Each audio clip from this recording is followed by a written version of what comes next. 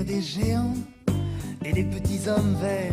Si tu me crois pas, hey. Le jeune homme que vous allez voir, effectivement, vous connaissez probablement son nom, vous connaissez ses voix, puisqu'il est imitateur. Ça fait 10 ans qu'il est là-dedans, mais il a encore une tête d'étudiant, lui aussi. Alors lui, vraiment, il ne fait pas son âge. Il aura quelques 32 ans en juin prochain. Vous lui donnez 18 ans, honnêtement. Et alors, c'est vraiment un phénomène sur scène. C'est vrai qu'on ne le voit pas beaucoup à la télévision. C'est vrai que, à l'inverse de certains de ses confrères, il n'est pas du tout dans un registre, c'est Michael Gregorio pour ne pas le citer, il n'est pas du tout dans le registre chansonnier. Il n'imite pas des hommes politiques, il n'est pas du tout dans une parodie politique, absolument pas. Lui, il fait les voix chantées. Les voix chantées, c'est quand même un des rares imitateurs à faire aussi les voix de femmes.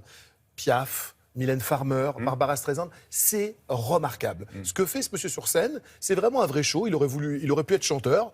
Sa voix, il s'est aperçu qu'il arrivait à la transformer au lycée, comme souvent, en imitant les profs. Et puis il a remporté un grand radio-crochet, un grand télé-crochet, Graines de Star, sur une chaîne concurrente et néanmoins amie, en 2001. En 2005, un certain Laurent Ruquier l'a repéré, lui a dit « Toi, je vais m'occuper de toi ». Et donc il s'est occupé de lui. Il sera à Bercy en décembre prochain, mais ça, on vous en reparlera. Il fait une tournée des Zéniths. Les Zéniths sont bourrés. Nous étions aux Zéniths d'Amiens. Je vous propose d'aller le retrouver tout de suite.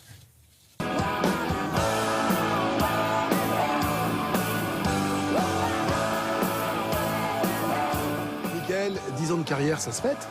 Voilà, ouais. L'idée, c'était un petit peu de reprendre un peu les meilleurs moments des 3 précédents et pas se priver de nouveautés, évidemment. Ça aurait été génial. Daft Punk. Daft Punk, ma gueule! Oh, j'imagine déjà la couve des Inrocks. Daft Punk du côté de chez Swag. La Hollande, l'autre pays du fromage. J'irais bien refaire un tour du côté de chez Swan. Quand et comment êtes-vous tombé dans le chaudron de l'imitation? C'est un petit peu par hasard. Je faisais du théâtre et je me suis rendu compte au collège et au lycée que je pouvais travailler ma voix, que je pouvais la modifier. À côté de ça, j'étais fan de rock. J'amusais à chanter à la manière comme ça de mes idoles. Et la scène est le dénominateur à toutes mes passions, que ce soit la musique, l'humour, la comédie, l'imitation, etc., etc.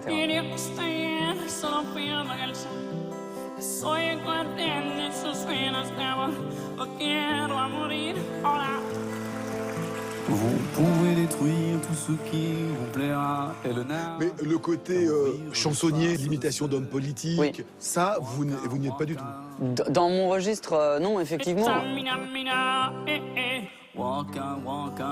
Je me souviens quand j'ai vraiment découvert le travail vocal et le travail de l'imitation, j'ai bossé des voix parlées parce que je pensais que justement c'était quelque chose, un peu une figure imposée dans le style. Et je me suis rendu compte que c'était pas forcément obligatoire et qu'on pouvait construire un spectacle sans. Et quelle est la voix que vous avez eu le plus de mal à attraper? Ray Charles, j'ai mis beaucoup de temps à le saisir.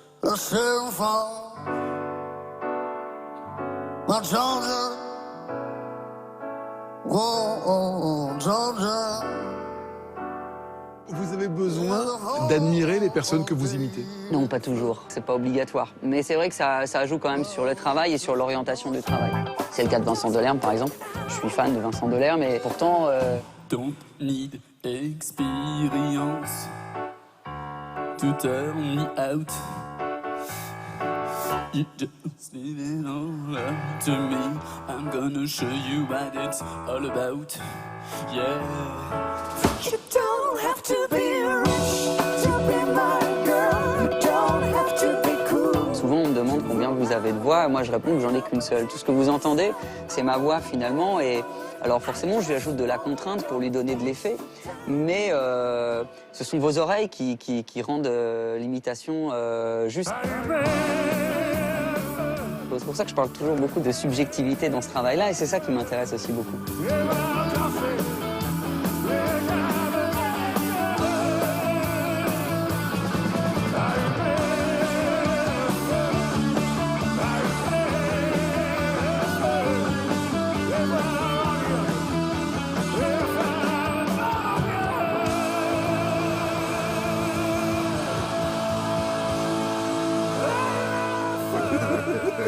Pas mal ça. Hein, et l'imitation de vraiment cet interperformeur. Il faut avoir un coffre, ça s'appelle un coffre. pour sortir du... Un petit coffre. C'est vrai que ce petit bonhomme, il n'est pas très grand. Et quand il vous fait... Alors vraiment, vous avez une soixantaine de voix qui passent comme ça en 2 heures de show. Vous ne vous ennuyez pas une seconde. 10 ans de succès, mérité. 16 décembre prochain à Bercy. Bercy sera plein à n'en point douter. On vous en reparlera bien sûr. Et là, on tournait dans toute la France dans des zéniths. Merci Frédéric. Place à l'actualité littéraire avec Olivia de Lamberterie et qui a repéré pour vous, c'est tout neuf, tout chaud là, ça vient de sortir.